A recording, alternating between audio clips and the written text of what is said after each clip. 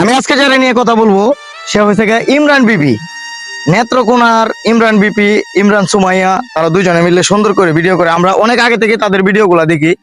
তো আমার একটা আগ্রহ ছিল অনেক আগে থেকেই, কারণ আমি ফেসবুকে যখন ভিডিও আপলোড করতাম তখন আমার যেন মন চাইতো কিভাবে আমি মানুষের সামনে গ্রো করব, মানুষের সামনে যাইতে পারবো।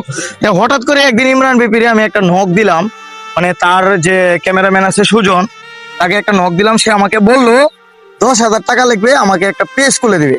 তো আমার মনটাতে এতটা কষ্ট পাইলাম যে আমার ভিডিও বানানোর আগ্রহটাই শেষ হয়ে গেছে।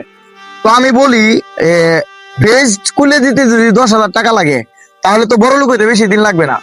তো এখন আমি আপনাদের দোয়া ও ভালোবাসায় আমি মনে করি যাদের সাথে আমার সম্পর্ক হয়েছে, সম্পর্ক গড়ে উঠছে, তারা কখনো পেজ খুলে দিলে 10,000 টাকা চায় না।